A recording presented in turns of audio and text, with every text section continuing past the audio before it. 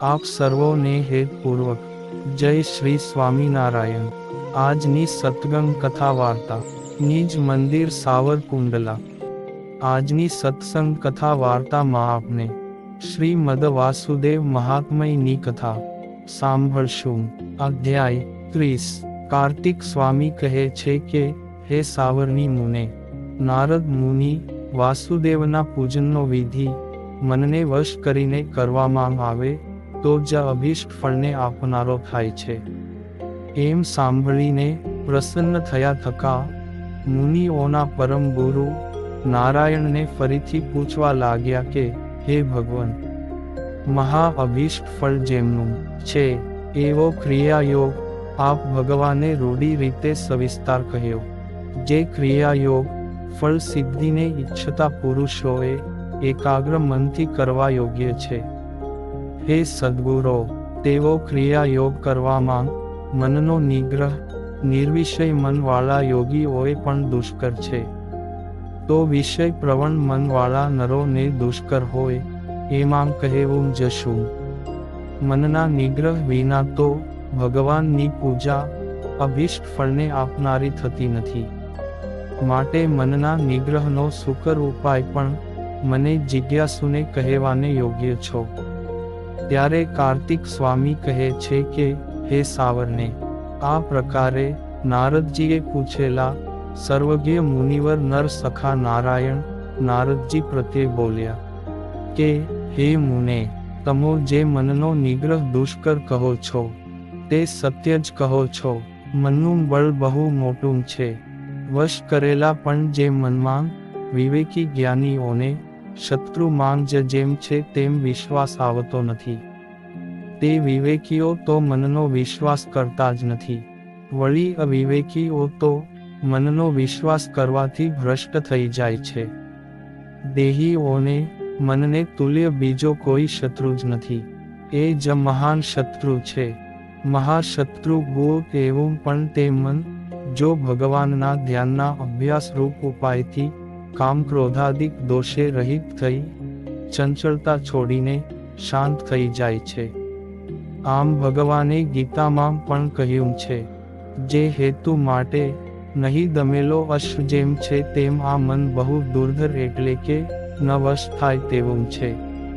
તે હેતુ માટે વૈરાગ્યવાળા પુરુષોએ સદુપાયો વડે વશ કરી શકાય છે। હે સન્મતે, મનોનિગ્રહમાં ઘણા ઉપાયો જેવા કે ચાંદ્રાયણાદિક તપશ્ચર્યા પ્રમુખ પ્રદર્શાવ્યા છે। તેમાં પણ અષ્ટાંગ યોગનો જે અભ્યાસ તે શ્રેષ્ઠ અને તત્કાળ ફળદાયી ઉપાય કહ્યો છે। અષ્ટાંગોને અનુક્રમે કહે છે કે, હે બ્રાહ્મણ, યમ, નિયમ, આસન, પ્રાણાયામ, પ્રત્યાહાર, ધારણા, ધ્યાન અને સમાધિ આ અષ્ટાંગી નિર્વિકલ્પ સમાધિ રૂપ યોગના અંગો કહ્યા છે।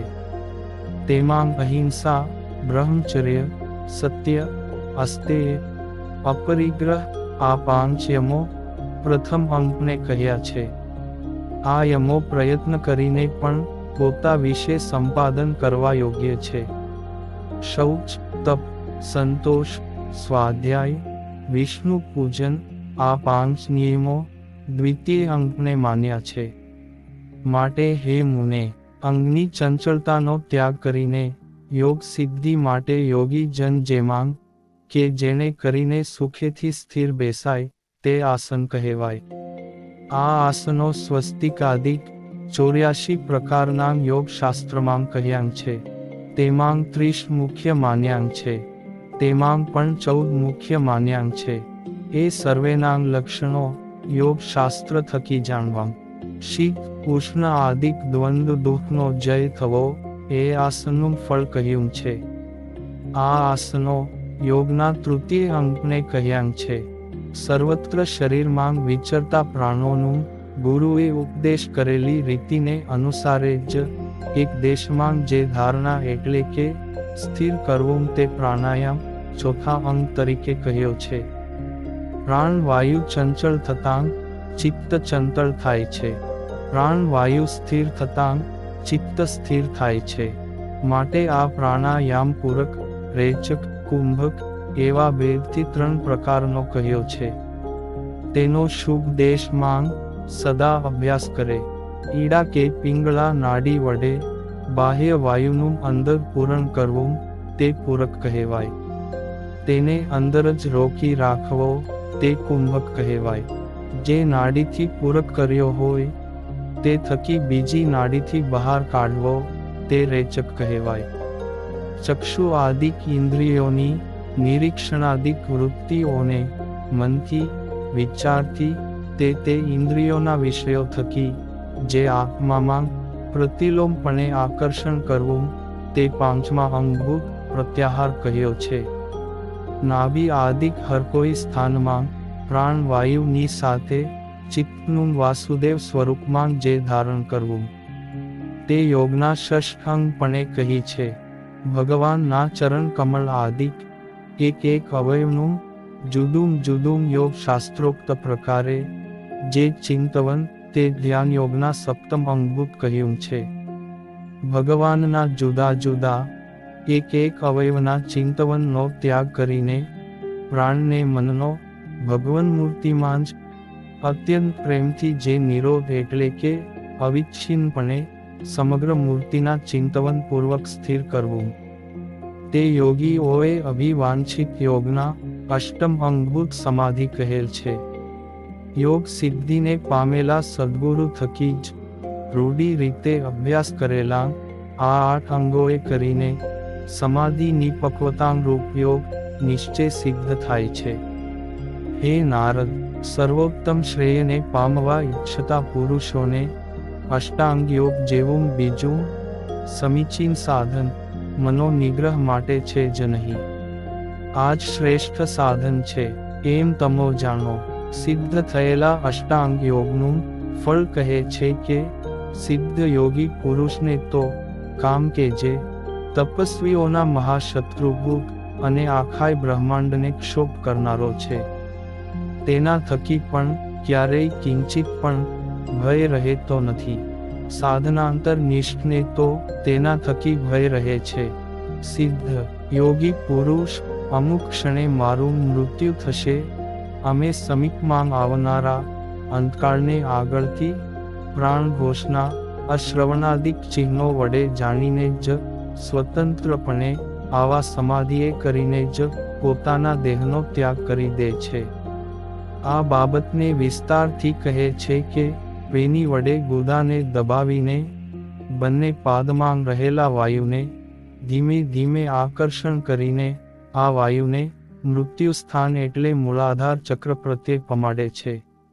મન વડે ભગવાનનું ધ્યાન કરતો થકો અને કેશવાય નમઃ આ ષડક્ષર મંત્રને જપતો થકો મૃત્યુ સ્થાન થકી વાયુને આકર્ષણ કરીને પ્રજાપતિના સ્થાનભૂત સ્વાધિષ્ઠાન ચક્ર પ્રત્યે લઈ જાય છે. વાસુદેવ પરાયણ એવો યોગી સ્વાધિષ્ઠાન ચક્ર થકી તે વાયુને આકર્ષીને નાભિસ્થાન એટલે કે મણિપુર ચક્ર પ્રત્યે લઈ જાય છે.